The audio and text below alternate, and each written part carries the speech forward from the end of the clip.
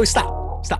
He sells on the Pacers that he's talked hype about all season, and then buys the 76ers that we have trashed all season. They got the generation of chatter on Twitter everywhere, and I'm pissed I'm giving it to them, but damn it needs to be talked about. Starting to become big-time free agents, granted, but in their childhoods, in the early 2000s, were the Knicks ever good? No.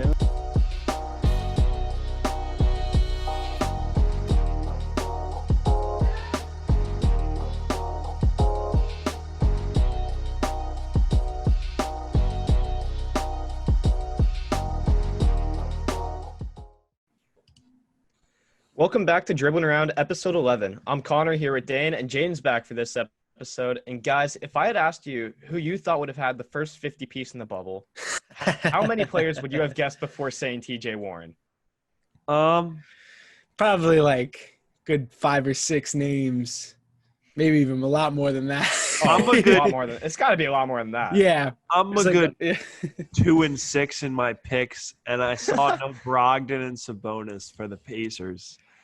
And I'm like, dang, I'm going to get a game back on Connor and Jayden. They've been beating me. They picked the Pacers. And TJ Warren drops 53 points. 53 points. I mean, I'm a Pacers enthusiast, but whenever I go against them, they seem to bite me in the butt. And whenever I go for them, they usually lose. So, love-hate relationship. And TJ Warren, God I still don't get it. That's all I got to say. God damn. I got to say, I wasn't feeling too confident. I was texting you guys this. I wasn't feeling too confident once I saw that Brogdon was out along with Sabonis. And then I just love watching TJ Warren drop 53 out of nowhere. But Dane, every time we talk about the Pacers, you're always buying them. And every time we talk about the 76ers, you're selling them. But whenever we talk about both of them, you're buying the Sixers and selling the Pacers, and look where it gets you. This is just a make fun of Dane thing right here, and I deserve it. I deserve it mainly because, you're right. I've kind of been a hypocrite. So from now on, I got to make a statement. Because there's no Sabonis, I'm not as big of a Pacers guy. I still like the Pacers, but I'm not going to be like gung-ho. The Pacers are going to win a first-round series now. But, yeah, I do have some doubt in the 76ers still. I don't know. I'm in a flux right now in my NBA picks. I can't pick anything right. I think I watched the most basketball this weekend, which should give me an advantage for next week. But knowing next week, I'll probably again – I'm now 17 games behind Jayden. 17. I mean – it's going to be a long road. It is very long road. You're going to have every game counts in the playoffs, though. Every game counts in the playoffs. And the comeback train, and Jayden, he continues to wear those Mets shirts, and it gives me a chance. When I look at those shirts, it gives me a chance. So let's just say I watched a lot more Mets baseball recently than I have the NBA. I think I would do a lot better in life as a whole if I watched more basketball than the Mets right now. So yeah, my Yankees are doing well. But let's stick to basketball. Oh yeah, this is obviously a basketball show, and we finally saw basketball come back. Couple days ago, we saw 2 great opening night games, Utah over New Orleans, and a great battle of LA. Dane, what are your takeaways from that first game, that Utah-New Orleans game? Well, obviously, I think it's sports science, soft tissue stuff with Zion. He missed, I think, almost 2 weeks. I think it was 13 days exactly. So with the team in practice in Orlando because he had that family emergency. And they didn't play him many minutes. And, okay, I guess you can understand that. But Utah, they didn't win that game. New Orleans lost that game. And then yesterday, they get blown out by the Clippers. They're down 32 in the first half at halftime. You saw that meme of JJ Redick just sitting there. I mean, that really – I don't want to say a must-win so early, and I know we talked about this on the Instagram Live, I think, but it kind of was a must-win for them. Utah is a beatable team, especially without Bojan Bogdanovic. And if you look – honestly, if you look at the talent disparity, Donovan Mitchell hasn't done too great, and New Orleans really missed an opportunity. Yes, there's room to grow in future years, but if you're a Pelicans fan that was hoping for them to get into the playoffs, your chances – it's not going too well right now. Yeah, it really is a shame. You look at Zion Williamson, and he's sitting there on the bench, and when the game is ticking down, in moments where he should be in the game, I feel like he should be out there. Obviously, they're not going to put him out there because of injury issues, and they want to keep him as healthy as possible going down further in his career. But at the same time, these are big moments for this team. Here's my thing though. If you're the Pelicans though, and you're thinking long term, right? Mm-hmm. You're thinking long term. You're not thinking right now. The Pelicans realistically didn't really have a chance of making a run deep into the playoffs. So I understand why you're playing it safe, and I'm not going to necessarily fault New Orleans. Maybe they should have played Zion a few more minutes, maybe in crunch time, like the last 3 minutes. But with Zion, he didn't look like he looked a little bumbly. He didn't look in the best shape possible, I don't feel like. You say that, but at the same time, he's doing alley-oops like it's nothing. Like, obviously, he's just a freak of nature. Yeah. But he has that athletic ability, but it doesn't mean he's going to – he has that athletic ability, but the endurance, I think, could be a little bit better. Hey, I'll just say this. I think if Zion plays at least like the final 5 minutes of that game, we're talking about New Orleans winning and Utah being 0-2 at this point. Because, Dane, as you said it, New Orleans lost that game. Utah didn't win. New Orleans did a great job. Utah, we've seen struggle against teams with really strong defensive wings, like perimeter defenders, because Donovan Mitchell, you said, hasn't been getting going so far. Mike Conley Jr. had a rough regular season, hasn't been great so far again. Utah really has struggled against two really good teams backwards, such as New Orleans and OKC. And I said it on the Instagram Live, I don't want to overuse the term must win, but in an 8-game regular season before this bubble, especially if you're a team like New Orleans, you really can't lose that game. Because it's a winnable game, and now you're going to face tougher teams. Exactly. And another thing I noticed about Utah, and we'll talk about your Thunder later in the show. We'll praise them for how they played in their first game. But the loss of Bogdanovich, Joe Ingles is supposed to come in and be that shooter, so to say. He's been inconsistent from three. You bring Jordan Clarkson off the bench, who's a nice scoring punch, but that's a problem there. We saw like the Thunder and the Heat, they're fantastic shooting teams. But the Jazz, Donovan Mitchell hasn't been it. Like, hasn't had that it factor and been an all-star so far in the 2 games. I could be wrong in the next 6 games, and they'll be in the playoffs. But where's the shooting coming from? Where's that nasty three-point threat going to come from? I don't see that. And Gobert, they could have utilized him. He got outplayed by Steven Adams yesterday. So I have problems with Utah. I really have problems with Utah. I don't think they're going anywhere, and I think you guys would agree with me. Oh, of course. I think they're looking a lot better than I think a lot of people thought they would coming into the bubble. I think they're going to fall off the face of the earth, but they put up fights in both games. Obviously, the Thunder came up on top on their last game, but at the same time, they're able to put up a fight.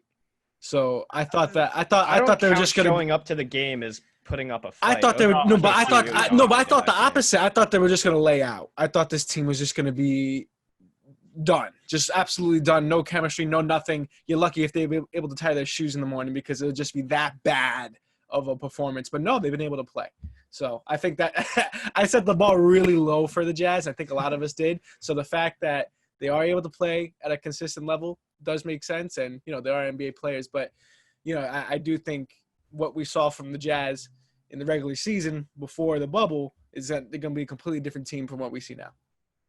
Now, Speaking of two teams that are going to go far, probably, we had the Battle of LA, Lakers versus Clippers. Obviously, the Clippers were without Harrell and Williams, but still, Lakers were able to pull it off in crunch time. LeBron with the go-ahead bucket and defense. Dane, are you feeling confident about the Lakers and their hopes for a postseason run after watching that game? Well, they lost last night against the Raptors. That was kind of ugly. Good credit to Toronto. But I'm still picking the Clippers. Listen, Paul George, great defense by LeBron at the end. Great defense. But they're one shot away from beating the Lakers at full strength without their top 2 bench players and 2 guys in the top 3 for 6th man of the year running in Montrezl Harrell and Lou Williams. That's the problem for me. Paul George has looked fantastic so far and a 3-point threat. He was injured most of the year, and now he's healthy. I think a lot of people forgetting Kawhi was so good this year, but they load managed him. The more important thing for the Clippers is that Paul George is healthy and an all-star. This guy, like you mentioned, he was 3rd in MVP voting last year with OKC. He can play up to that level. I was impressed by Dion Waiters' play. Great. But can he do it on the defensive end? He can give us some offensive push off the bench. Alex Caruso impressed with the defensive effort.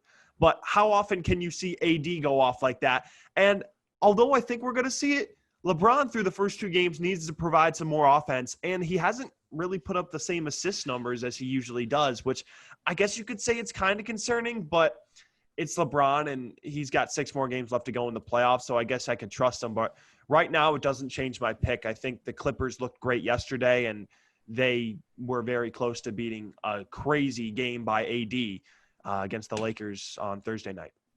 That's why I think you're wrong, man. I think his offensive numbers, yeah, they're a little low, but what else do you want him to do? He's putting up the rebound numbers, putting up the assist numbers. You want him to score also? All right, hey, all power to him, but he doesn't need to do that. He has Anthony Davis right next to him, ready to drop a 34 Against piece. the Clippers, he does, though. But he needs to put up. But he has those 23, other pieces. He has the other pieces where he's able to. He even got Kyle Kuzma going crazy for a little bit. We never see that, So the fact that now he's able to recognize that he had the other pieces on your team, it's not like you're on the Cavs anymore, man, where you have to do everything by yourself. You have to drop a 50 spot every night. You have a lot of other heads around you. So now that that's recognized and you give it to Anthony Davis, that's the whole point. He's there to be another offensive piece and also be strong on the glass. I've seen no reason why LeBron just keeps on shoving him the ball as much as humanly possible until the other team gets sick of it, and now LeBron's able to score himself. Jayden, Or Yeah, and Anthony Davis's performance, I don't think that's going to be an anomaly. Like, you're going to see I think that's going to be like this, especially in the playoffs too. Okay. So this game is LeBron, you want to see maybe a little bit more offensively from him, but we've seen plenty of stars just have way too much rust in these first couple of games so far. So, and Dane, like, you look at the standings, Lakers really don't have much to play for anymore. No, they pretty don't. much They don't. they essentially have the 1 seed locked up. But no, So they don't have to go gas all the way down. They just have to get ready for playoff time. They're taking every game. It's LeBron. He's going to take every game seriously, most likely, with the 6 games remaining. But what I'm saying is the Clippers are going to have more scoring punch in the playoffs when they have Harrell and Williams. And like you said, hopefully, and I think you are right, AD's scoring in that game won't be an anomaly. He'll continue to score, and you have some other players. But like I'm saying, LeBron can't play offensively like he did in the first 2 games if they're going to beat the Clippers. He needs to score 8 to 10 more points. I'm not saying, Jayden, he needs to drop a 50 piece. He needs to drop 35. I'm saying maybe the stat line he needs to put up is more of a 24, 25, 10, and 8 rather than like a 19, 8, and 6 or something like that. No, you need LeBron James to kind of put up some of those numbers in the regular season in terms of scoring wise. Maybe a little bit less because you have a Dion Waiters now, but I'd like to see a little bit more on the offensive end. I see that, but I think that is better saved towards for the playoffs. Yeah. Right now in this regular season, I think the best thing for them is to try to get as much action from their bench pieces as possible, as much as possible. The fact that Kuzma's dropping the points that he is right now, but I think he had like a 20 spot, maybe a 16, is absolutely shocking. I think Kuz could do so much more. Kuz is that he could do more, but the fact that he hasn't in the past, now that he is really a testament to what James is able to do at the point guard position. Shout out Alex Caruso. Connor, did you make Facts. a recent purchase about something? I'll debut it whenever it arrives, but trust me, I'll waiting to rock that on the pod, but don't worry. And Dane, just one more point about LeBron. No one really thinks that he's going to be putting up like sub 20-point performances like the rest of the bubble, right? Like, this is just kind of like knocking off a couple games for us, and then we'll be talking about, LeBron's back. He's ready for his next playoff run. Yes. 4 and 6. The one team that I think could hold him defensively to a low scoring mark is the Clippers, because they have Paul George, Marcus Morris, who I'm not saying Marcus Morris is better than LeBron. LeBron can beat him mostly, but he's physical and can give him some problems on some possessions. And Kawhi. They have 3 wing defenders that are not afraid to go toe to toe with him. I think I'm not and it's saying going to be a LeBron's long not time gonna before the Clippers and Lakers see each other. I know. Yes. It is a long time, but like, they're the one team that could prohibit him offensively, and that could be a little bit, and that could be the difference in the series. I think they could, but given what we saw in that first game, I know it was the first game, and we talked about rust a lot, but that they were able to hold him, but they weren't able to hold him when he came to a playmaking ability. They weren't able to hold him when it came to rebounding, and even somewhat when it came to scoring. They really were not able to touch him that hard. I know pieces were missing, But at the same time, once they get to that point again in the playoffs, and hopefully that they see each other, because wow, that's going to be one heck of a series, and the ability to watch that is just insane. But these two teams going against each other, I'm going to be really surprised if I wouldn't be surprised if the Clippers still wouldn't be able to hold LeBron. This guy has had 4 months worth of rest, and so has Kawhi, missed the rest, load management, but still was not able to hold him. And Paul, I just feel like you mentioned Kawhi and LeBron with the rest. I mentioned early in what we were just talking about with the Lakers and Clippers, Paul George. And Connor, you saw it last year. That guy is a certified bucket. He his 3-point range is ridiculous. You saw him yesterday. He comes in like the first 3 minutes, 3 for 3 for 3. 3 for 3 from 3, excuse me, against New Orleans. And granted, it was New Orleans. But still, you have a healthy Paul George, and playing like that, he's a top 8 player in the NBA. You have 4 top 8 players in the NBA. And I'm not going to get into arguments about that list. But AD, LeBron, Kawhi, and PG. But after that, who has the better supporting cast? And I say the Clippers. Now, granted, LeBron and AD, I guess you could say, are better than Kawhi and PG together, but that remains to be seen because we haven't seen them in the playoffs. But that's why I'm favoring the Clippers, the bench, and that's always been why. It's been the depth. I say on paper the Clippers have a better supporting cast, but if LeBron's able to do the work that he's done and the playmaking ability, the Lakers could have the same, if not better. LeBron is that human eraser, and we all know that. We've seen that through years and years of playoff runs. But now kind of switching back, we talked about him in that first segment. Zion got his first taste of really a kind of a playoff environment experience. And we also saw Ja Morant play. So, Jayden, I'll start with you. What were your kind of takeaways from those two guys really starting to kind of dip their toes in this type of playing style? It's nice to see, just for the fact that we've been waiting so long to see them in that type of experience, just to see them in those big moments, how they're going to play. Zion obviously had some big highlight moments, if you will, but at the same time, I felt as if they were holding him back. I feel like he's on a leash. Ja Morant is not on any type of leash at all. He's ready to play, and his playmaking ability has just been proven night in and night out. Before COVID, after COVID, now in the bubble, his court vision is just insane. So he has been a superstar for that team. And I wouldn't be surprised if the Grizzlies make a big push towards the playoffs. I picked them a lot in my picks lately because I just really like the way they look. I didn't like the way they look back in Memphis, but now in the bubble, in an isolated environment, I think the Grizzlies are going to look very well. Yeah, Jayden, I think the Grizzlies are going to be a tough out because I think there'll be a tiebreaker, and I think it'll be with Portland, and Portland beat them in overtime. But the thing, getting back to the rookies, you kind of already talked about Zion. I already mentioned Zion earlier. Ja Morant in that Portland Trailblazers game, inconsistent, terrible in the first half. Then all of a sudden in the second half, he goes off. And then, Connor, we were watching the end of that game, the 3 by Melo to win it. And then Ja gets it, goes down the floor. You think both of them were going to score, and he was unable to. But then when it went into overtime, it's like you almost had the feeling that you got Dame and CJ against Ja, and you almost knew that it was Portland's game to win. And you talked about in the Instagram Live how great CJ McCollum, how underrated he is. Ja Morant and that Grizzlies team, they're going to be a tough out. They are going to be a tough out, and it's good for him to get that playoff experience. But it's clear to me they're still a few years away. And I think everyone knew that. But roster-wise, not Morant. We've only seen one. Yes, we've only seen one game, and we don't know how Morant's game's going to improve, especially in the shooting end, which he really needs to improve on. But we've only seen one game so far in the bubble, and Memphis could really impress me from here on out. But they certainly have some room to grow, and some of their young players could really kind of fix up some things. Morant with consistency, Jackson being more of an inside presence, and things like that. I don't know what you think, Connor.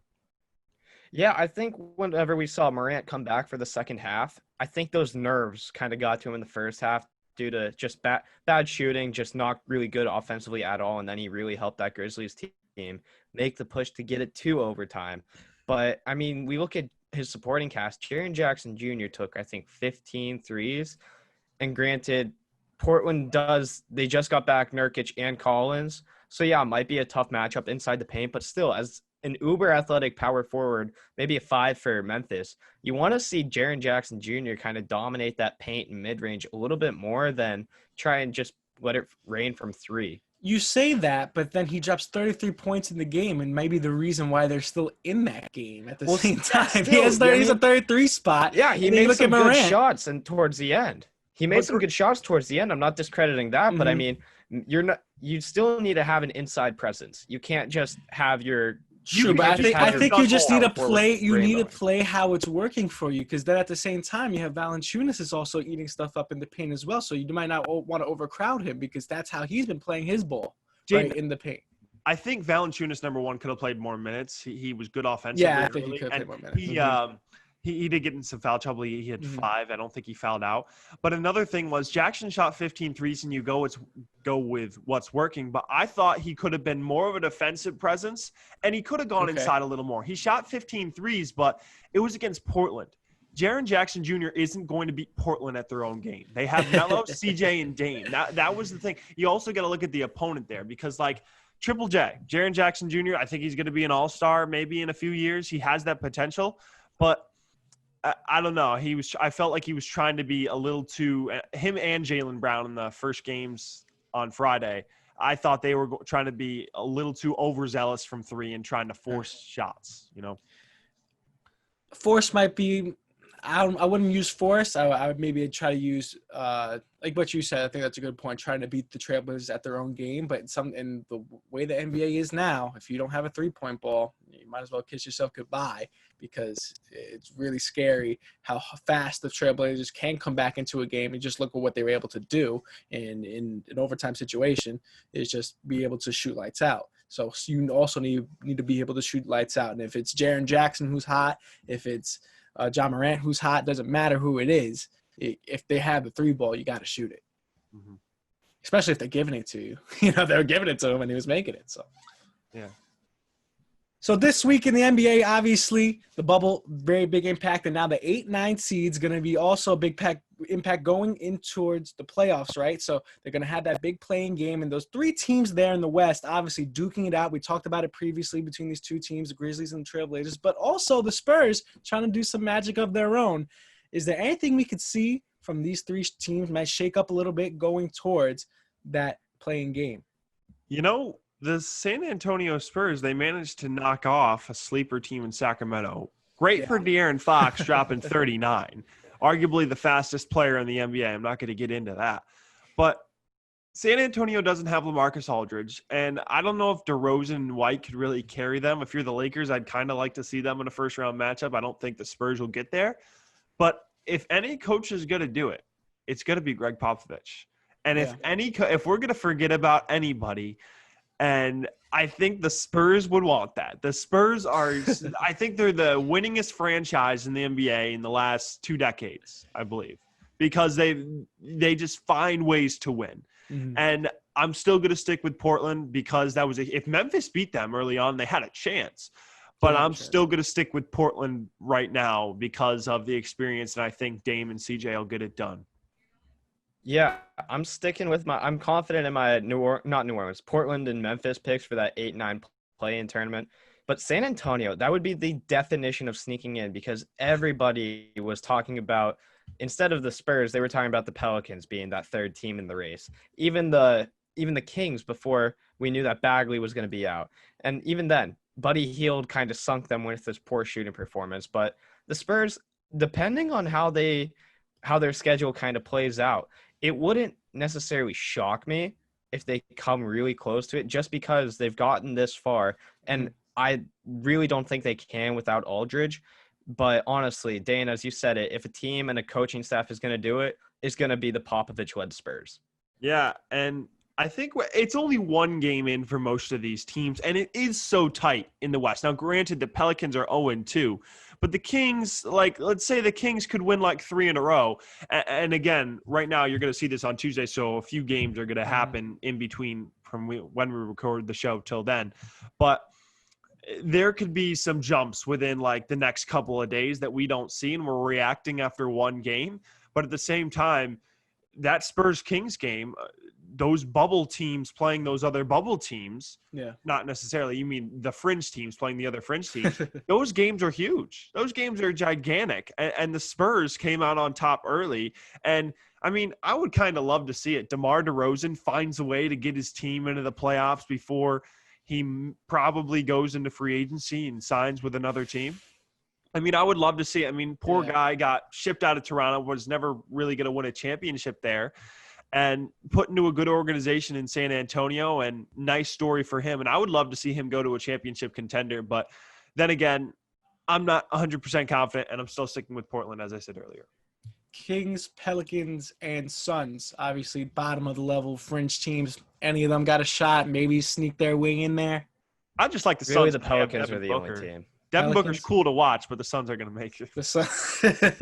Like Devin Booker, but Ayton had a good game. I saw he really was strong on the boards, and he'll be able to find his way back. and they played the After Wizards. COVID. Yeah, I get you.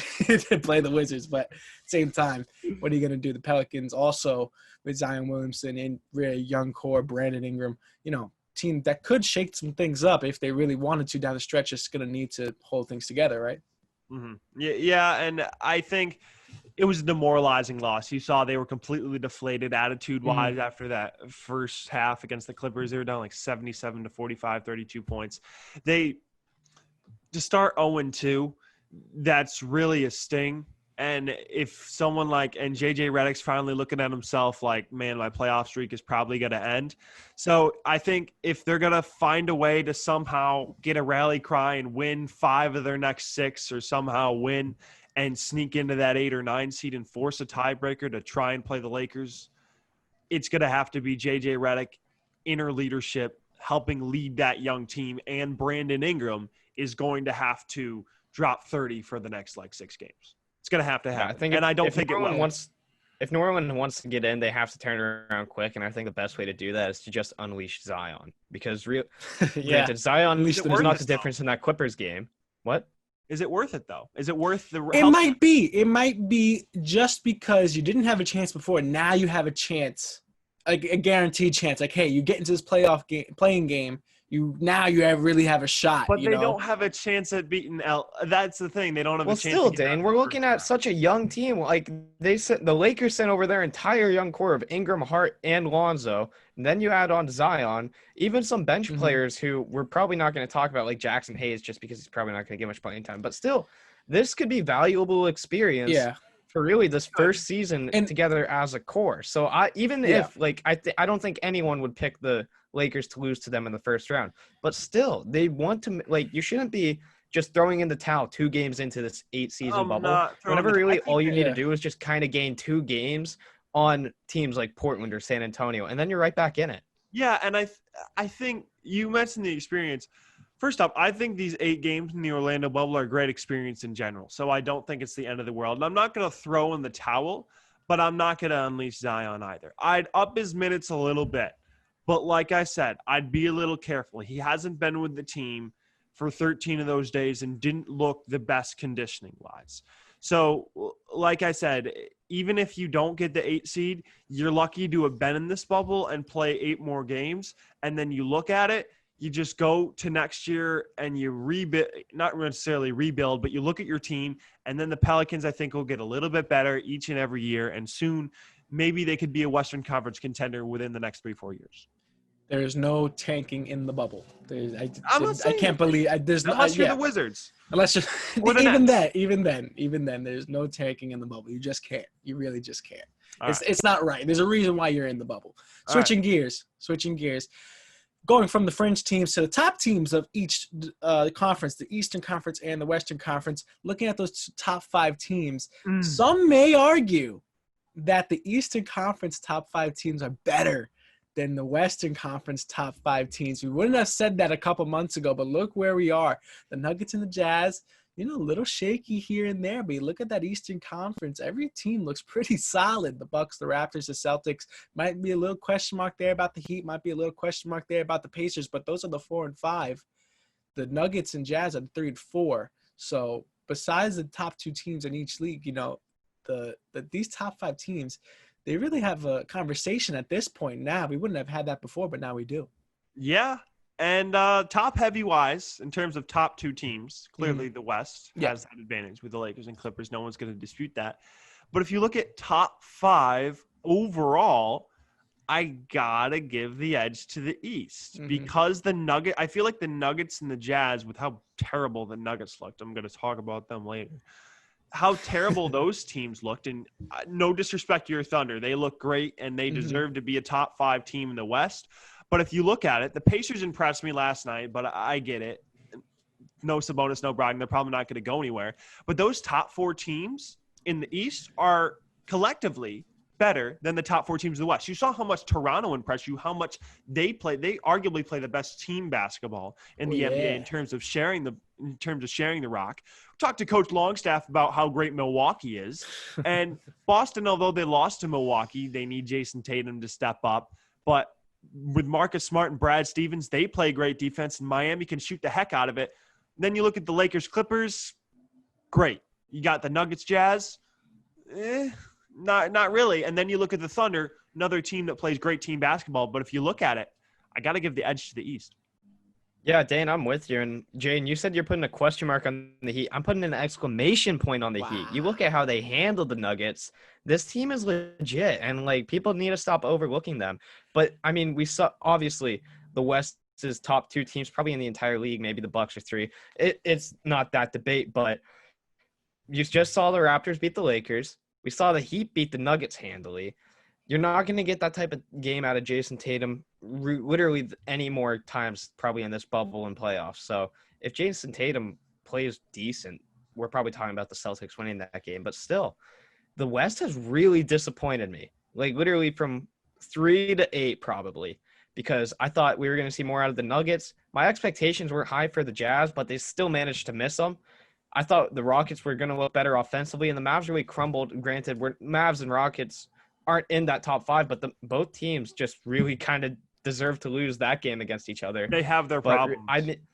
The East really looked strong with their top five teams, and I don't think that there was really a specific weak link out of those five, whereas in the West, I think the two LA teams and OKC really cemented their status as top four, but then you look at Denver and Utah, and there's a lot of question marks there.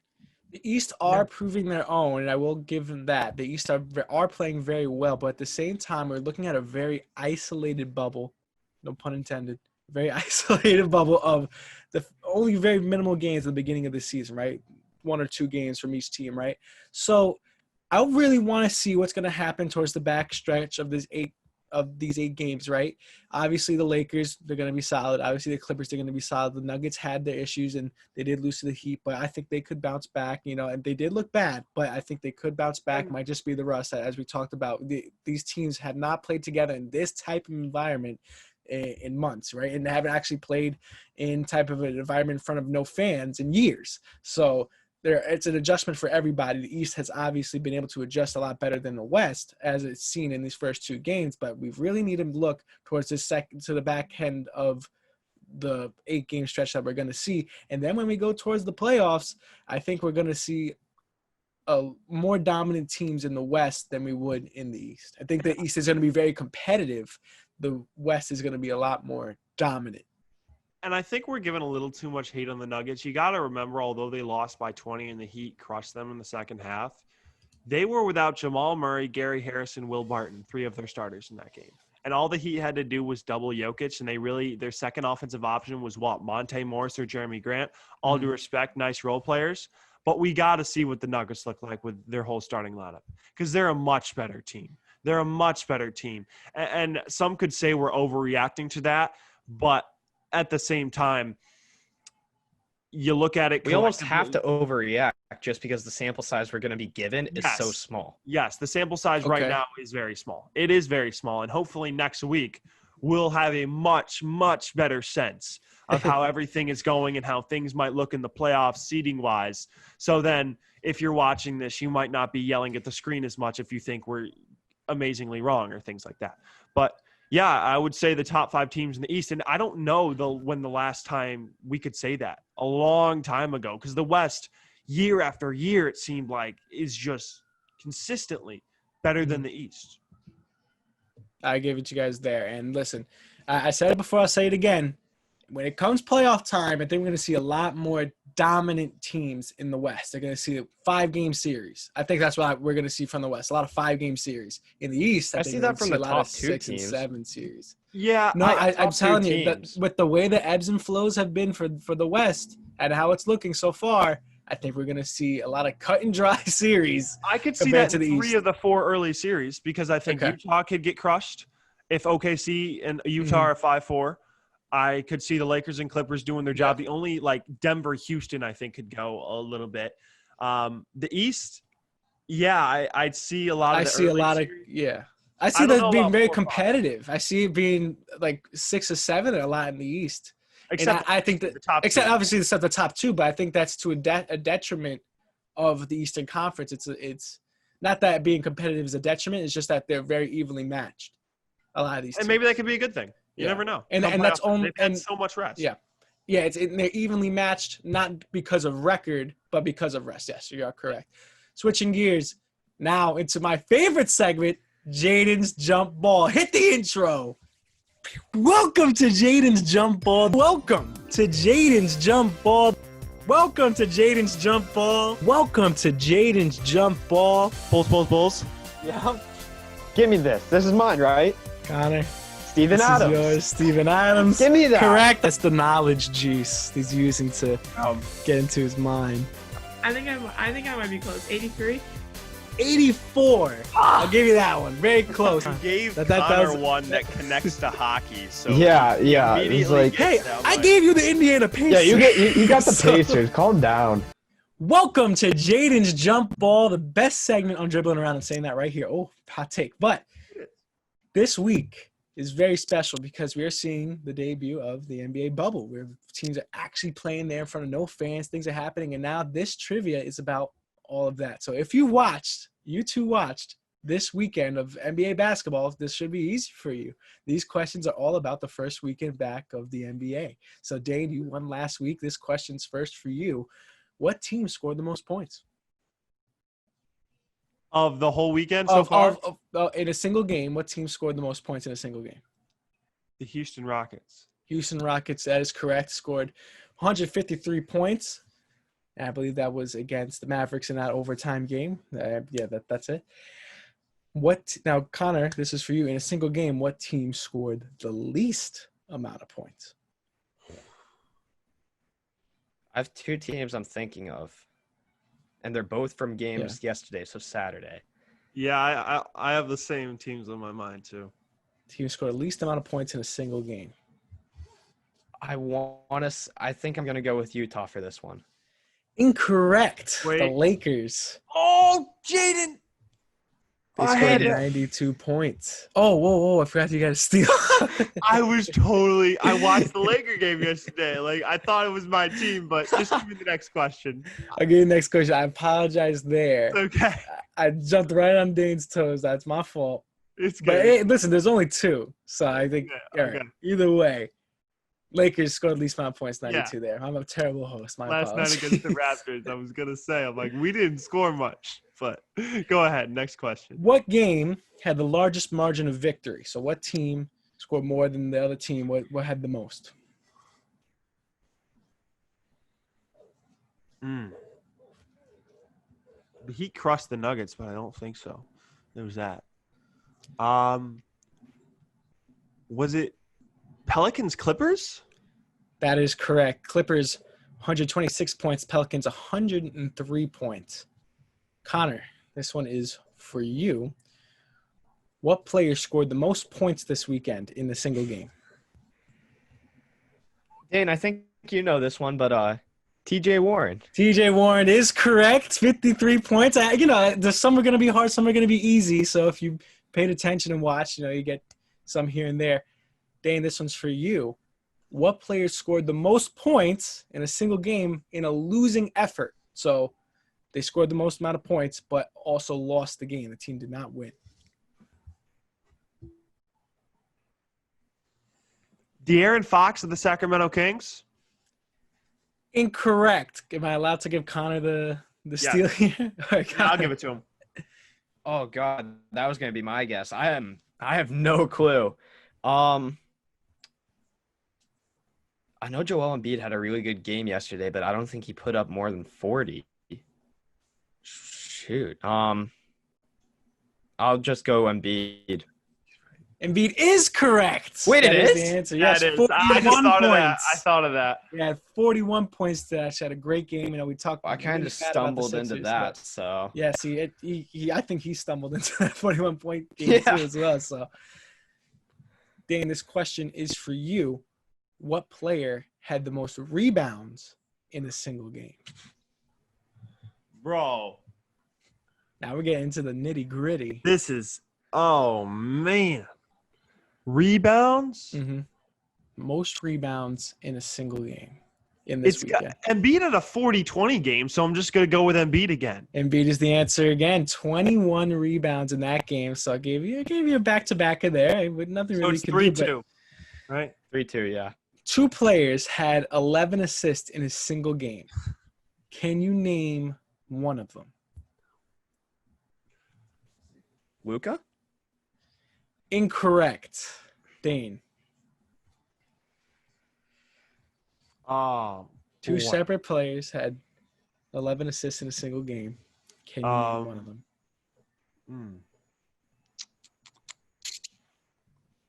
Luka had a triple-double. Yeah, that's what that was Yeah, my must have thought had process. 10. He must have had 10. Did not have 11. Ooh, man, this is difficult. I'm trying to think of point guards here. Give me another 10 seconds. Oh, my God. Kyle Lowry? Incorrect. What All game right. was it? Who was It it? was – I would say it was two players in two separate games. Okay, who was Oh, So okay. it was John Morant. He had an 11 assist game. And Fred VanVleet actually had 11 assists. knew When I one of- saw that, You were close. that was actually very shocking. That it? Yeah, VanVleet so had the this 11 one, this assists. question's for me. If I get this, I clinch, right? Yes. Okay. Yes. So, what team made the most 3-pointers in a single game? What team made the most? Connor knows 3-pointers? this, which scares me because I kind of You don't know it?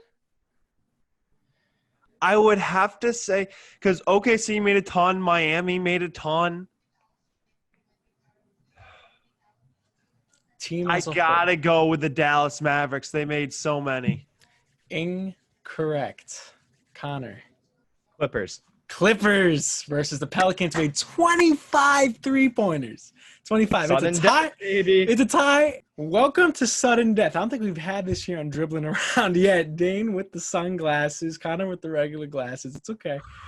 Now, how do you want to do this? The first one to buzz in Yeah, the you just raise your hand and say, raise- I know it. And then you Okay.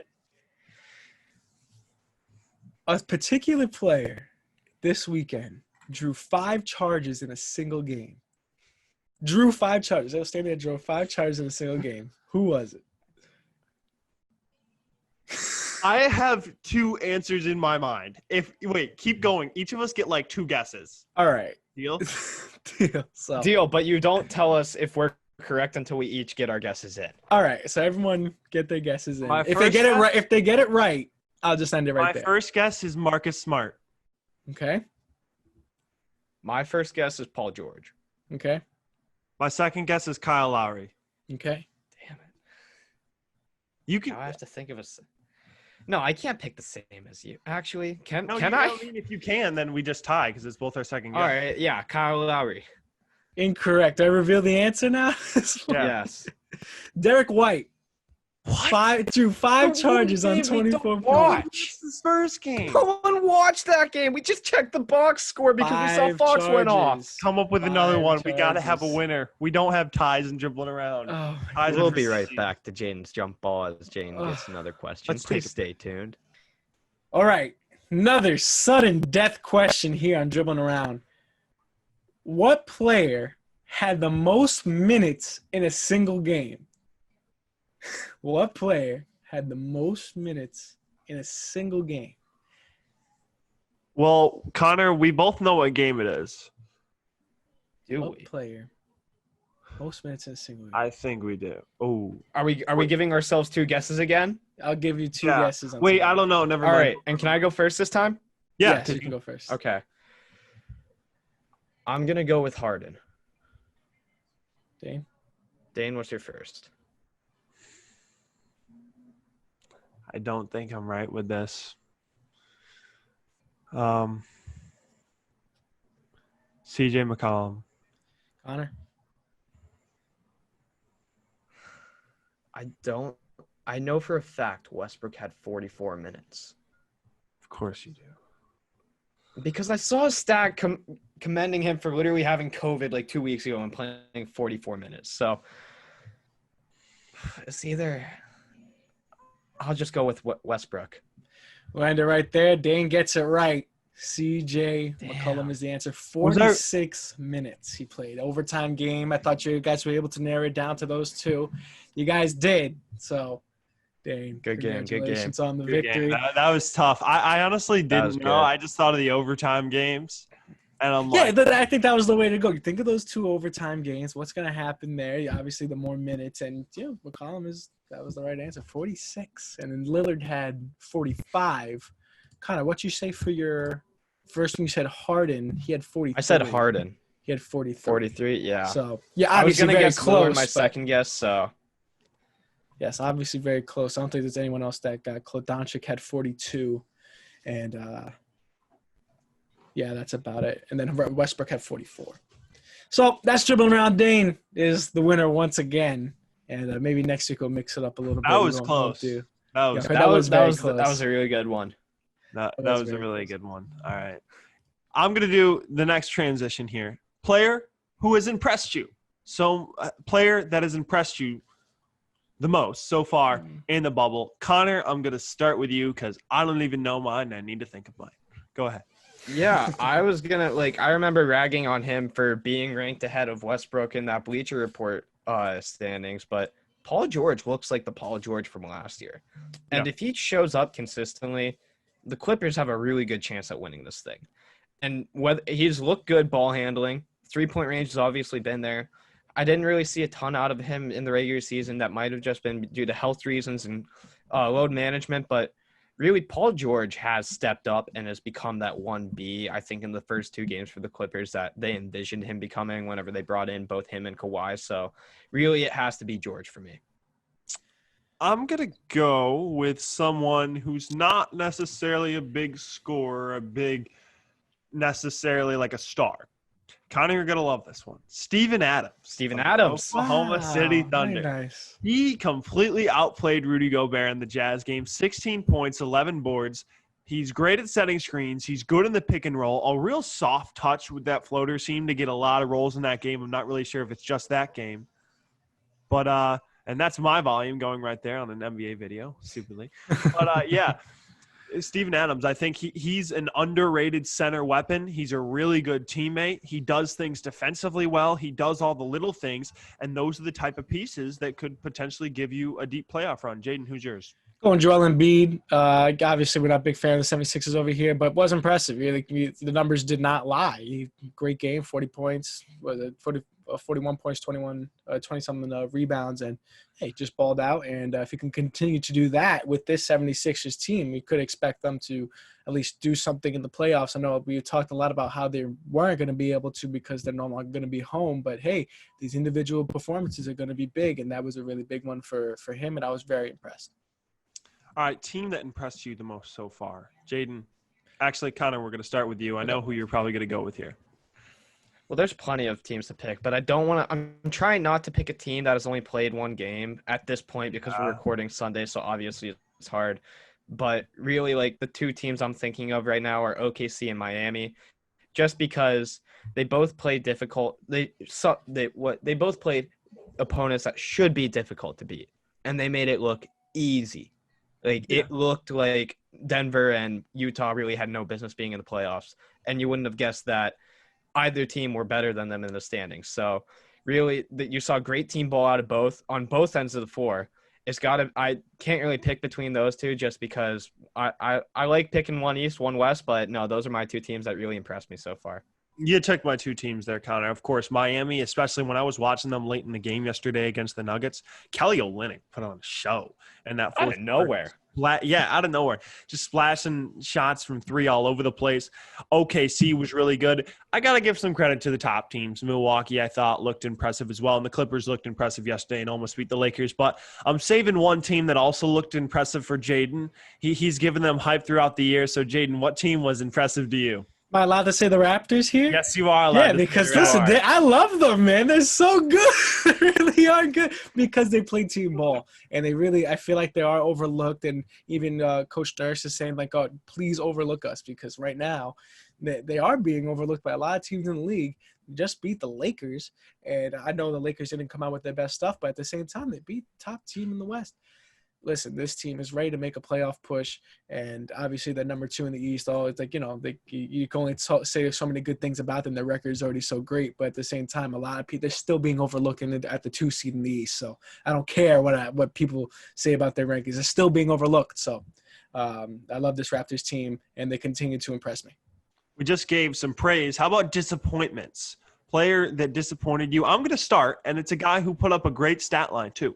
Luka Doncic. Simply because he couldn't close the game. He put up a triple-double, but they played better than the Rockets most of the game. They utilized Porzingis well. They were up by 7 with a minute and a half to play, and they couldn't close it out. The Clippers are the last team you want to see in the first round.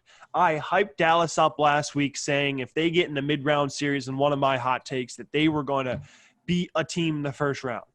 And Matt said he liked that pick. But if they are unable to close out games and let guys like Harden, Westbrook, and other stars just creep back in after they played well the whole game, Luka has to be the guy to shut it down, and he was unable to do that. That's why he disappointed me. Connor, you're next.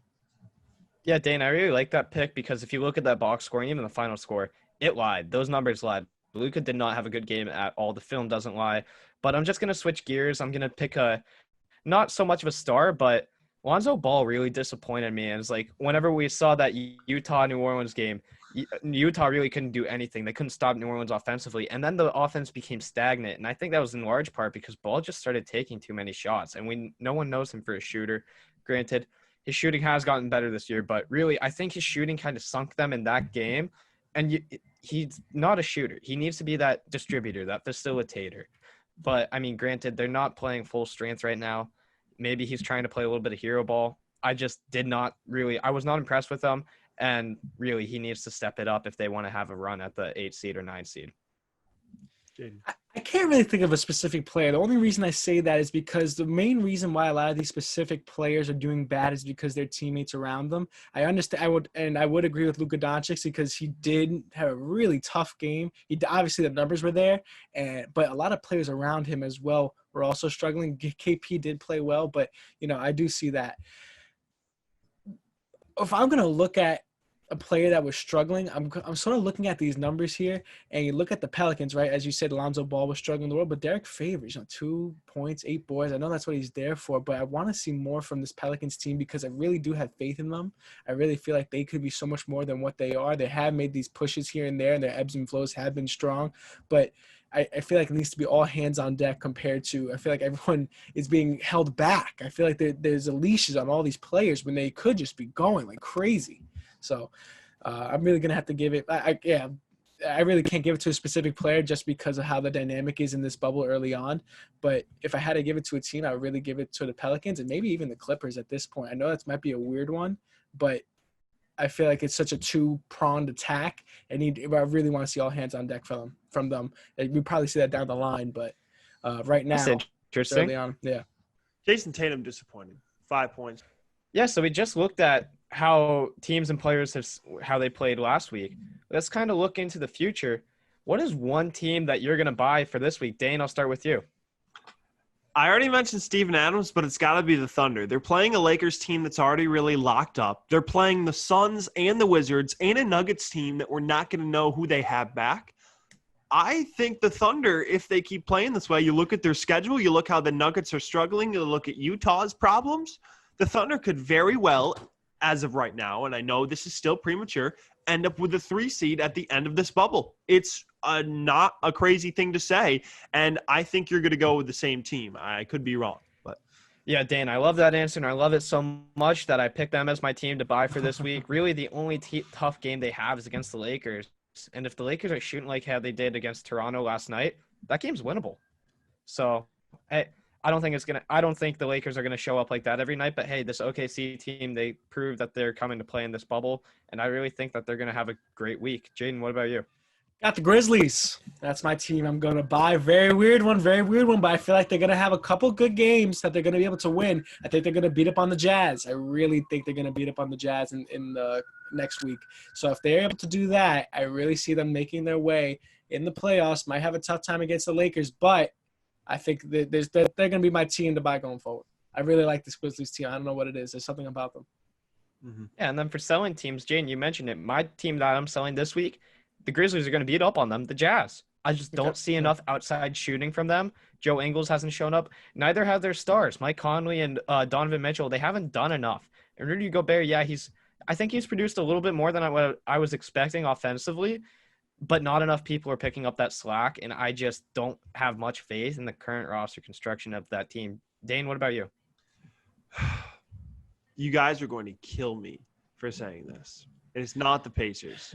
I bought them in the last buy-sell segment, but it's the Sixers. If you let TJ Warren, with that roster, drop 53 points and beat you guys, I trusted them coming into the bubble because of the break, and they could prove me wrong. You let TJ Warren drop 53 on you, and you have Embiid, who has a great game, Simmons, who could have done more, especially on the passing end, and Tobias Harris, and you still can't find a way to beat the Pacers. Yes, they were a good coach, well-coached team by Nate McMillan. Come on, Philly. Come on. That's all I got to say. That's ridiculous. They never, ever should have lost that game. I picked them. I thought they were going to do well, and they still could, but they cannot play defense that way. Credit to TJ Warren, but come on, Philly. That's it.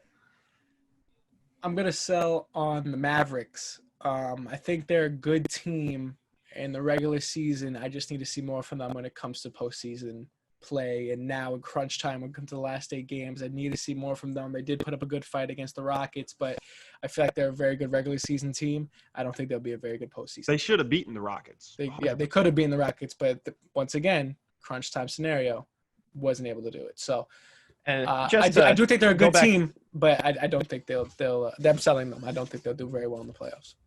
Hey, guys, just a quick question. Who was the only person who said the Rockets were going to win that game? Okay, listen. Hey, let's go to the picks The now. Mavericks, no. I picked the Raptors. Do we really have to go to the picks right now? Yes, we have to go to the picks. Oh, my God. This is going to look ugly, boys. You guys see it? Yes, sir. Yep. All right, you We're good. take a look. I'm 2-6. Not a good start. Connor was perfect until yesterday, till last night with the Raptors. Jayden's doing pretty well, like he does every single week. It's I'm just doing normal for pretty me. Bad, like I do every single week.